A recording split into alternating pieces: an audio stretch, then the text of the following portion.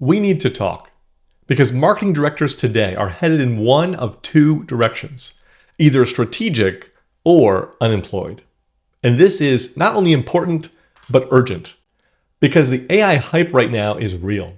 Everyone has bought into this idea that AI will change everything and that many marketers' jobs will be taken over by AI. And yet the hype hasn't delivered yet. At the same time, the economy isn't doing so great. Things aren't looking good, and the volatility is here. And so leadership is asking themselves the question they always ask, which is, what does marketing even do? And is marketing working?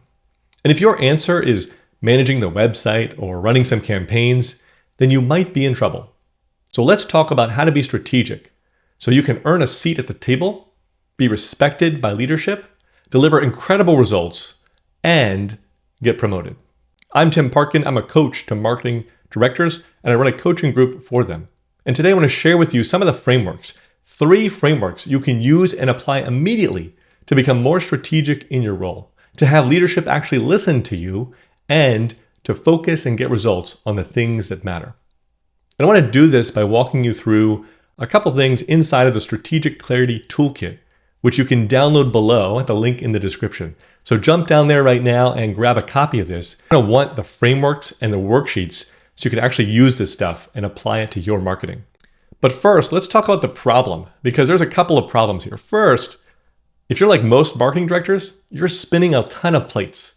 You've got the website, you got the outbound, you got the ads, you got all the internal fires, the CEO's new idea that they came up with last night, that last minute request for a brochure or a design, or we need more social posts, or a customer's complaining and we got to manage that. There's a ton of stuff you're doing as a marketing director. And most likely you're a team of 1 or maybe 2 or at most 4. So you're spinning a ton of plates. And on top of that, every day is filled with fire drills, right? The CEO's new idea, or the tracking broke, or there's something wrong on social media, we need to fix it. The website, the form is not working. On mobile, it looks weird. There's a ton of stuff we're constantly running around, fixing, worrying about, and that distracts you from being proactive because instead you're constantly in a reactive state. And in addition, all of this stuff falls to you, right? There's nobody else to do it. You're the one who needs to push the buttons. You're the one who's stuck in tactical hell doing all these things. And we want to elevate you, get you out of that so you can actually have the time to be strategic and know what to focus on, and have leadership actually listen to your ideas and your recommendations. All of these things can leave you exhausted. And every day I talk to marketing directors who are completely burnt out, working late hours and exhausted with all the stuff. And there must be a better way. And I'm here to show you today some of that, how to escape this rat race, this constant cycle of burnout and exhaustion, how you can be strategic. But first, I want you to ask this question of yourself. How strategic and proactive are you being right now? On a scale of 1 to 10, is that a 7? Is it a 3? Or maybe for some of you, it's a 0. And so just take one of these frameworks and apply it. And you'll instantly be able to become more strategic. You'll see and feel the shift in your marketing, and leadership will take note. So let's dive in. What we really want you to do is to stay in the lane. Not in your lane, but in the lane. That instead of throwing the ball everywhere, we need to make sure we roll the ball down the lane and actually hit something, get some results, have some impact. That's what being strategic is about. It's not about doing everything. It's not about trying to throw the ball everywhere and knock down every pin. It's about staying in the lane, rolling the ball, and making sure that every time you do something, we actually hit something. We get a result. Because the more you get results, the more leadership takes note, the more permission you get, the more budget you get, the more control you get. And so really the job here is, how do we set up the bumpers so you can stay focused, be strategic, and get results? The second thing is we need to have a quick win and big impact. That being strategic is all about focus, as you'll see. It's about ignoring the noise and focusing on a few of the right things that we can do quickly that will deliver a huge impact. And every day when I work with marketing directors and coach them, there's always so many things that are right there, right at the cusp. We can just reach out and grab and get a quick win with a huge result. So I'm sure as you go through this, you're going to find and think about a couple of things for you. Take note of those and take action on them. It's not about doing everything. It's about focusing on a few of the right things. And lastly, to run mission control. I'm here in Orlando, Florida, and in Florida, when they launch a shuttle, there's a mission control. It's very strategic, right? They're watching the launch. They're checking all the details, but they're running the show.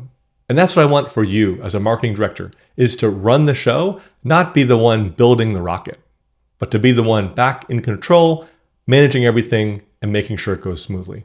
So I want to think about that from a strategic perspective. How do we run mission control? And ultimately, so that you can be respected by leadership and promoted like you deserve. And you'd be surprised.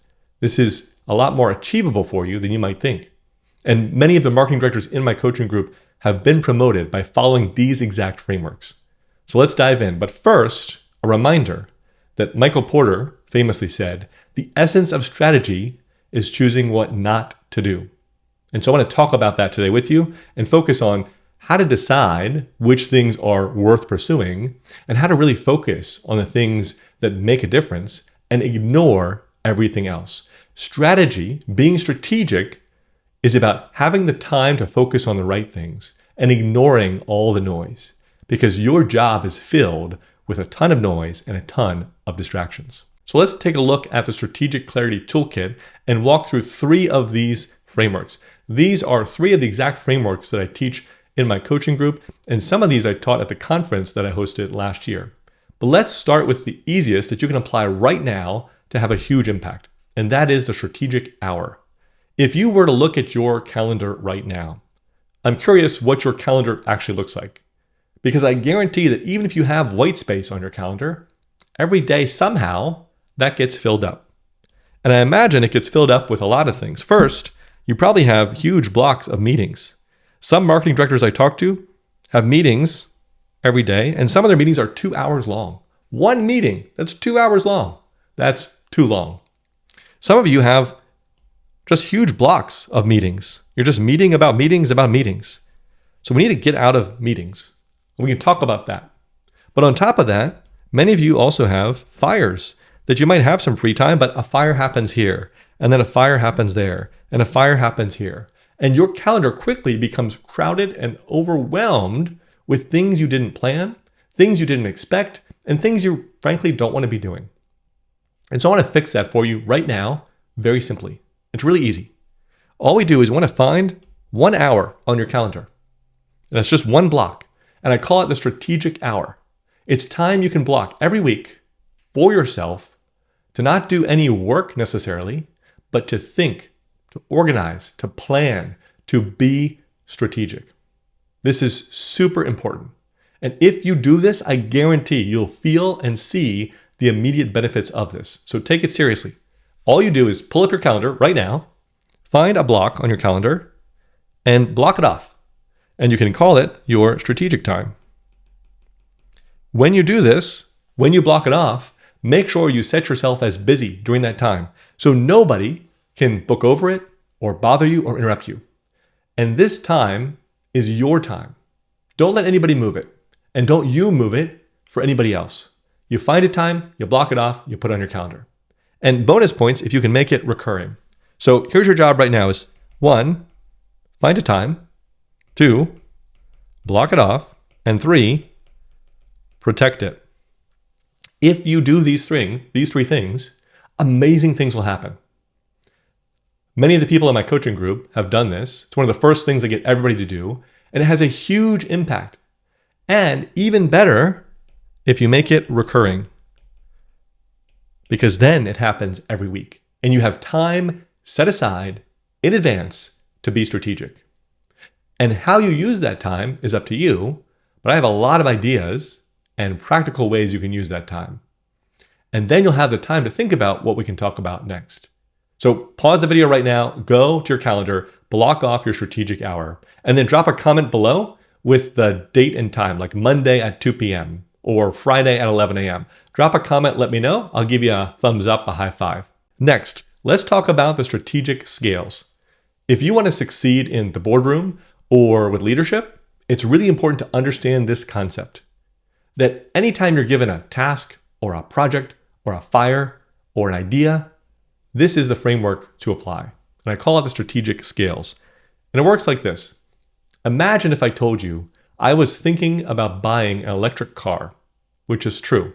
Last year, I looked at buying an electric car. I thought it would be a good investment. It would be more cost efficient. It would use less fuel. But if I want to buy an electric car, how many decisions have I made already? Think about that for a second. How many decisions have I made already? Well, I've already decided that I want to buy. I've already decided that it must be a car and that it's going to be electric. That's a lot of decisions that I've already made. So whenever someone tells you something, whenever you're given a project, there's a lot of decisions that have already been made. And your job as the marketing director is to challenge those decisions and to figure out, why are we doing this? Why has this decision been made? And what is the right decision?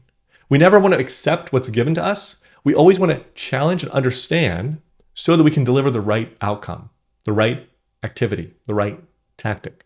So in marketing, whenever anything comes across your desk, from the CEO, from your team, from a vendor, you always ask this simple question, which is the question, why?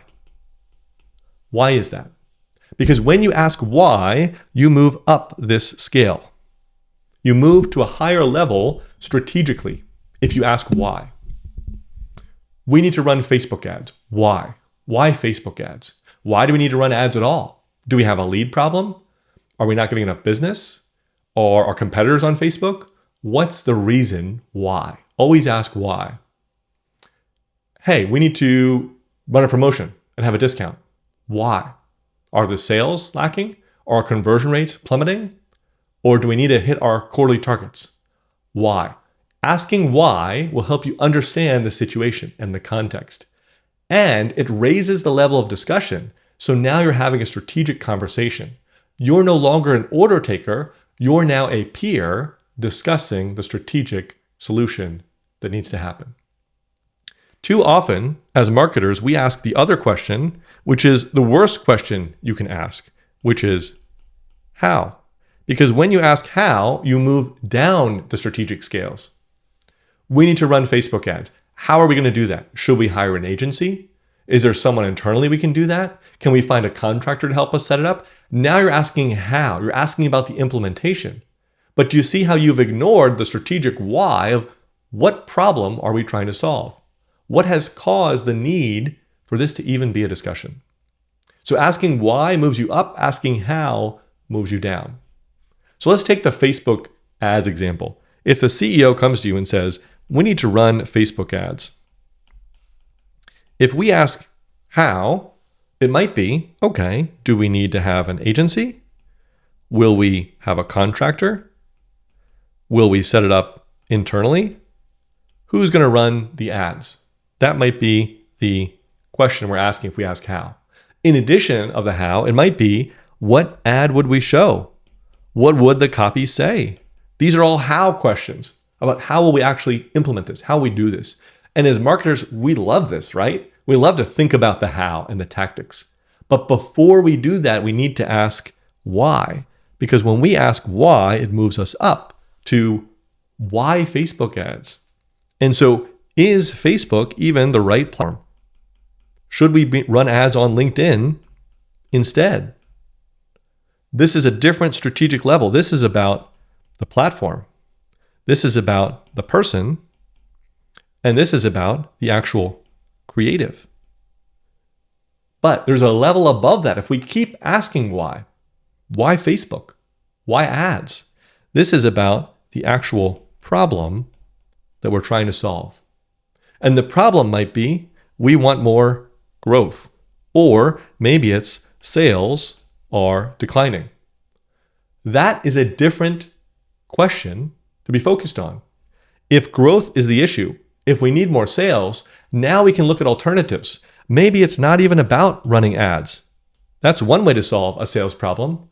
Another way is to focus on improving our conversion rates. If we're running ads, but people aren't actually filling out our forms, maybe the form needs to be improved and optimized.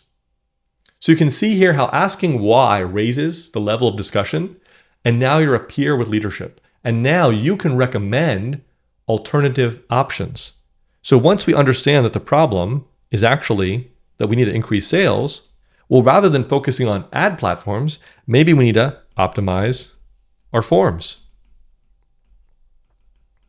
Or maybe it's not that. Maybe we need to add nurture sequence.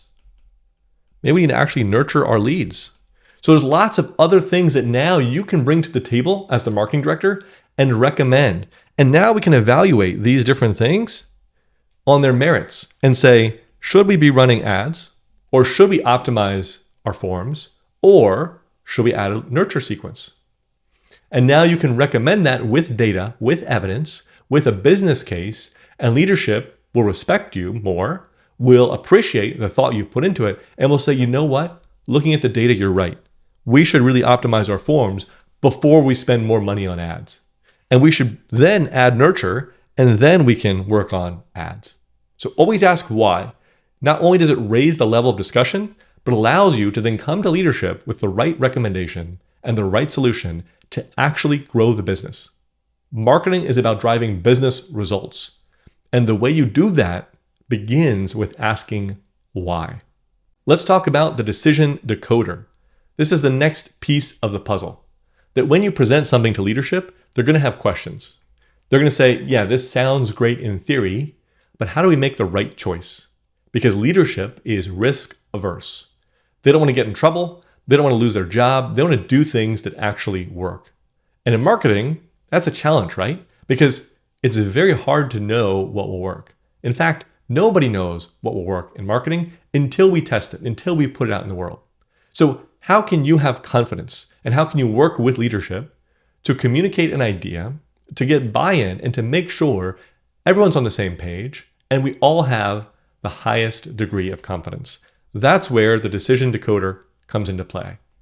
And this looks like the marketing funnel, but it's the funnel for decisions. And it's really important. We begin at the top of the funnel here with the things that everybody wants. What do we want? And we're going to drop all the things that people want into this decision funnel. So let's go back to our example about Facebook ads or just ads in general. What do we want if we're going to launch an ad campaign? Well, we want good creative, right? Good ads. We want them to look good.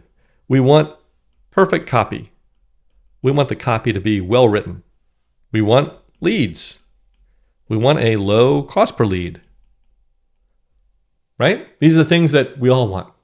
What else might you want if you're launching an ad campaign? Well, someone to run the ads, right? We don't have the skills or the time to run it internally, so we need someone to run the ads. So this would be a person who's going to run the ads for us. So those are the ones. We drop all the things you want. Make a long laundry list of all the things you and everybody else wants from this project, from this campaign, from this initiative. Those are the wants. The next step, though, is really important because then we need to think about what are the things that are musts. What must this have or do or be? And so some of these wants will come in here, but they're going to get filtered out by the musts. Not everything will survive the second layer, which is the musts. What must the campaign do? You can see here, it must generate leads, right? And it must have a low cost per lead. And we must have someone else who runs it for us. If they're good ads, if it's perfect copy, if it's edgy, not a must. That's a want, that's a nice to have, but it's not a must. And so at this stage, you want to agree with everybody else on the team or leadership about what are the essential musts that, barring everything else, what must this campaign or project or initiative deliver? And you want to have as few musts as possible here because the more you have, the fewer things will get through this decision funnel. And then finally, the last step here is very important. And this is how leadership thinks. It's the risks. What are the things that could go wrong? What are the challenges or risks that we perceive? And again, some of the things you're passing through this funnel will get filtered out and sifted here. A risk is that we blow all of our budget. So a risk might be spend our budget. Another risk might be our vendor does a poor job. Another risk is we get zero leads. So what are the risks? We need to identify all the things that could go wrong. This is super important because often in marketing and in business and in life, we overestimate the positive, how good things will be, how easy they'll be, and how amazing it's going to be. And we tend to forget or downplay the potential downsides and negatives. We think there won't be any problems, or there are only going to be small problems, or it'll work okay, but it won't completely fail. And so we want to think a little bit critically here, a little bit negative about this, so that we can have a realistic expectation, so you can protect yourself, and so we can make sure we do and deliver the right thing. So if we think about these items here, just as an example, how can we prevent from wasting our entire budget? Well, we could set up budget caps, or we could run a first test as a pilot and say, let's spend $1,000 first and validate that this ad platform, ad copy actually resonates. With a bad vendor, we can make sure we set really clear expectations and maybe have a contract or a limited period with them, or again, a pilot or a guarantee. There's a number of things we could do there. We can check their reviews and case studies and references, etc. And to get 0 leads, again, we can limit the budget that we spend on this initially, and we can focus on copy, on ads that actually get leads. Instead of trying to book a demo right away, maybe we run a lead magnet, or what I call a cookie, to capture leads and upgrade them. So when you go through this decision funnel, you want to start with the things that we all want, then outline the things that it must deliver, and then discuss the risks. With any project and any decision and any campaign or initiative, if you go through these 3 steps by yourself, with your team, and with leadership, you'll have a much more comprehensive view of what's expected. You'll have aligned everybody together, and you'll be able to take these and then compile them and build an actual plan that you can implement that will work the first time, that will avoid all the pain and struggles and failures. So let's recap. We talked about 3 really important frameworks here. The first is the strategic hour. Go right now and block off an hour on your calendar to be strategic, to have focused time to spend being strategic. It's so important, and it's one of the easiest things you can do immediately. The second thing we talked about was the strategic scales, how you should always ask the simple question, why, to raise the level of discussion, to be more strategic, to understand the root problem so you can focus on solving business problems and not just running campaigns and pushing buttons. And the third thing we talked about was the decision decoder, that when you're in any conversation or project or task, always discuss with your team and with your boss and leadership those 3 things. What do we want from this? What must it have or do or be? And what are the risks we should consider? If you do those 3 things, if you take these 3 frameworks and apply them, I can guarantee you'll not only be more strategic as a marketing director, you'll get recognized and respected, you'll get a seat at the table, and most importantly, you'll be able to deliver better results. Make sure you click the link down below and grab the toolkit so you can download all the worksheets and a copy of the slides so you can take these frameworks and apply them immediately in your marketing to start to see better results.